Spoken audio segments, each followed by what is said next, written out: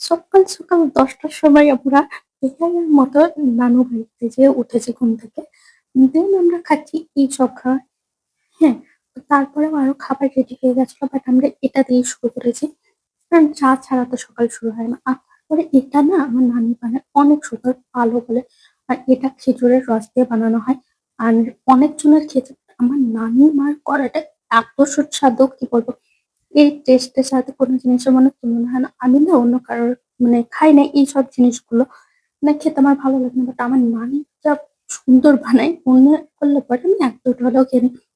মানে আমার অ্যালার্জি আছে তো আমি ওইসব খাবার সেভাবে খেতে পারি না।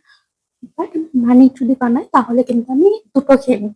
দেন আমাকেও ফল দিয়েছিল বাট আমি তো ফলের সবকিছু খাই না। তো যেগুলো আমি খাই সেগুলো আমি আবার রেখে দিয়েছিলাম। দেন লুচি, আমার নানি লুচিও বানায় অনেক ভালো। আর এখানে সবকিছুই অনেক ভালো হয়েছিল। মামিরা যারাই করেছিল, মানে কে, কে করেছিল আমি জানি না। কারণ আমি উঠেছিলামই শুধু আমি না, মানে যে কয়েকটা বাচ্চারা ছিল মানে নানির পোলাগুলো তো সবাই কিন্তু আমরা সকাল, সকাল উঠিনি অনেক দেরি করে উঠেছিলাম। তারপরে এখানে আমি দেখছিলাম আমাকে মুটকি, মুটকি করে রাগাচ্ছে। তো আমি এখানে ভিডিও বানিয়ে ঢং করছিলাম যে আমার কতটা মোটা লাগছে। আর এটা দুপুরবেলা খাওয়ার সময় ছাদে সবাই চলে গেছিলাম।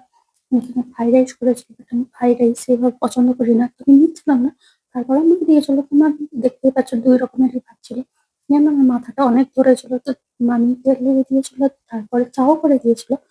এটা খেয়ে মাথা ধরাটা একটু কমলো। দেন আমি রাত্রেবেলায় না বিরাস কিনতে চলে গেছিলাম। কারণ আমি বিরাস আনতে ভুলে গেছিলাম। আর এটার কোয়ালিটি একদমই ভালো না। বাট কিছুই করার নেই। তো আইসছিল এটাকে